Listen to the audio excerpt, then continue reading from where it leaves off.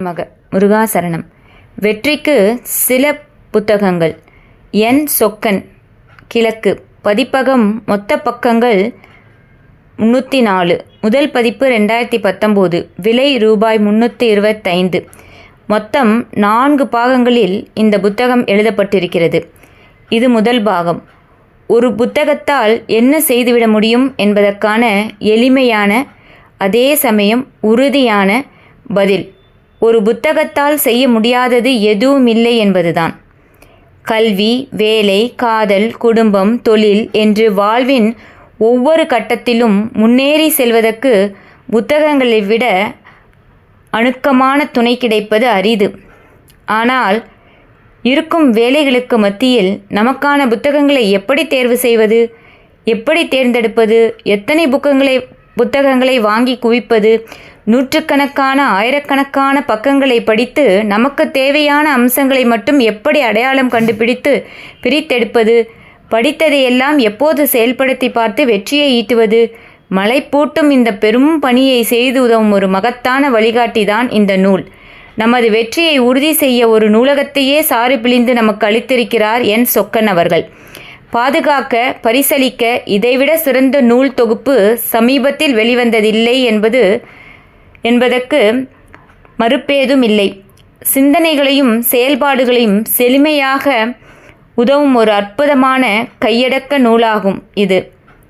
ஆசிரியர் குறிப்பு. நா. சொக்கன் என்கிற நாகசுப்பிரமணியன் சொக்கநாதன், என். சொக்கன் என்று அறியப்படும் தமிழக எழுத்தாளர். சேலம் ஆத்தூரில் பிறந்து வளர்ந்து பெங்களூரில் வசிக்கும் இவர் மென்பொருள் துறையில் பணியாற்றி வருகிறார். 1990 முதல் எழுதத் தொடங்கிய இவர் தமிழ், ஆங்கிலம் என 2 மொழிகளிலும் எழுதுகிறார்.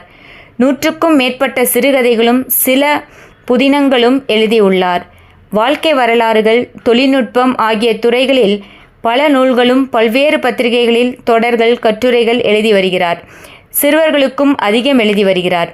இவரது நூல்கள் சில ஒலிப்பு புத்தகமாகவும் ஆங்கிலம், இந்தி, மலையாளம், குஜராத்தி, மராத்தி, ஒடிசா, சீன மொழிகளிலும் மொழிபெயர்ப்பு செய்யப்பட்டு வெளியாகி உள்ளன. இனி இந்த புத்தகம் குறித்து பார்ப்போம். இந்த புத்தகத்தில் உலகளாவிய 65 புத்தகங்கள் குறித்து படிக்கப்பட்டு கருத்து செறிவுகள் சுருக்கமாக அளிக்கப்பட்டு தொகுக்கப்பட்டுள்ளது. ஒரு நாளில் ஒரு புத்தகம் படிப்பதே குதிரை கொம்பாக இருக்கிறது. இமாலய சாதனை என்று கூட சொல்லிவிடலாம். காரணம், அவ்வளவு தூரம் நம்மை டிஜிட்டல் உலகம் ஆக்கிரமித்து கொண்டிருக்கிறது. ஆனால் ஒரே ஒரு நாளில் உலகெல்லாம் போற்றப்பட்ட, படிக்கப்பட்ட, தலை சிறந்த 65 புத்தகங்களை இந்த ஒரு புத்தகத்தின் வாயிலாக படித்துவிட்டேன் என்பதை எவரெஸ்ட் சிகரத்தை தொட்ட மகிழ்ச்சியோடு தெரிவித்துக் கொள்கிறேன். உதாரணத்துக்கு சில புத்தகங்களை பார்ப்போம். த ஓண்டினி சொல்யூஷன்ஸ் பை எமி ஷெனெக், கட்டுகளுக்கு உள்ளே. ஔடினி தீர்வு என்று வர்ணிக்கப்படும் இந்த செயல்முறை மிக சுலபமானது, நேரடியானது.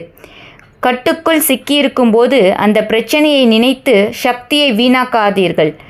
அதற்கான தீர்வை மட்டும் தீவிரமாக யோசியுங்கள் போதும் என்கிறார். 2வது, family wisdom by Robin Sharma, குடும்ப சூஸ்திரங்கள். ஒருவர் வாழ்க்கையில் வெற்றி அடைந்து விட்டார் என்றால் என்ன அர்த்தம்? நல்ல வேலை, கை நிறைய சம்பளம், வங்கியில் கணிசமான அளவு சேமிப்பு, சமூகத்தில் நல்ல மரியாதை, குடும்பம், குழந்தைகள், வீடு, கார், இன்ன பிற வசதிகள். நம்மில் பெரும்பாலானோர் வாழ்க்கை லட்சியம் இவ்வளவுதான். ஆனால் உண்மையான வெற்றி என்பது இதுதானா? இல்லை என்கிறார் ஆசிரியர். ராபின் ஷர்மா முன்வைக்கும் அந்த 5 குடும்ப சூஸ்திரங்கள் என்னவென்றால்: 1வது, வீட்டில் ஒவ்வொருவரும் தலைவர்தான்.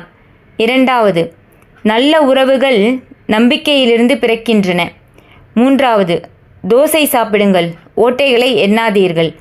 4வது, குடும்பத்தில் நீங்களும் ஒரு முக்கியமான அங்கம், ஆகவே உங்களை கவனித்துக் கொள்ளுங்கள், மேம்படுத்திக் கொள்ளுங்கள். 5வது, நமக்கு பிறகும் இந்த உலகத்துக்கு ஏதேனும் விட்டு செல்லுங்கள் என்கிற சூஸ்திரங்களை வகுத்து கொடுத்த ஆசிரியர். 3வதாக, what you got here won't get you there by Marshall Goldsmith. இன்னா இருப்பது நமது தொடர்ச்சியான முன்னேற்றத்தை தடுக்கக்கூடிய 20 கெட்ட பழக்கங்களை பட்டியலிட்டுவிட்டு அவைகளை தவிர்ப்பதற்கான வழிமுறைகளையும் விரிவாக பேசும் இந்த புத்தகம் அருமையாக இருக்கிறது.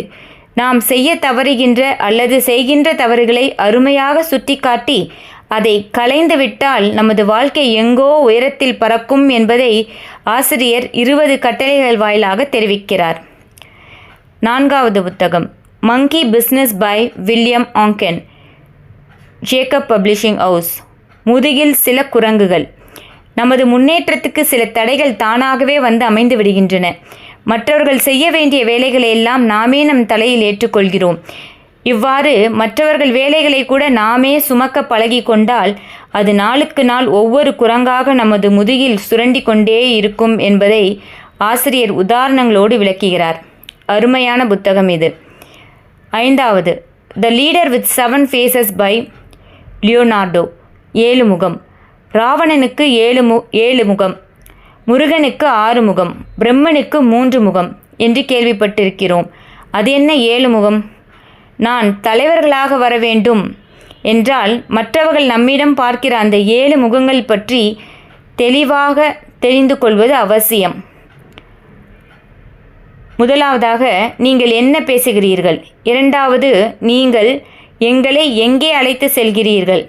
3வது, நீங்கள் எதை உருவாக்குகிறீர்கள்? 4வது, நீங்கள் எதன் மீது அக்கறை காட்டுகிறீர்கள்? 5வது, நீங்கள் எப்படி பணிபுரிகிறீர்கள்?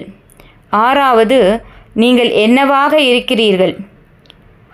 7வது, நீங்கள் என்ன செய்கிறீர்கள்? இந்த 7 முகங்களில் அடிப்படையிலான கேள்விகளை நம்மை நாமே திரும்ப திரும்ப கேட்டுக்கொள்ள வேண்டும். அவற்றுக்கு நேர்மையான பதில் பெற வேண்டும். தேவையான மாற்றங்களை செய்து தொடர்ந்து முன்னேறிக்கொண்டே இருக்க வேண்டும் என்பதுதான் இந்த புத்தகத்தின் அடிப்படை கருத்து. பாதுகாக்க, பரிசளிக்க இதைவிட சிறந்த நூல் தொகுப்பு சமீபத்தில் வெளிவந்ததில்லை. இதுபோல் இன்னும் 3 தொகுப்புகள் இருக்கின்றன. அவை குறித்து பின்னர் பார்ப்போம். நன்றி.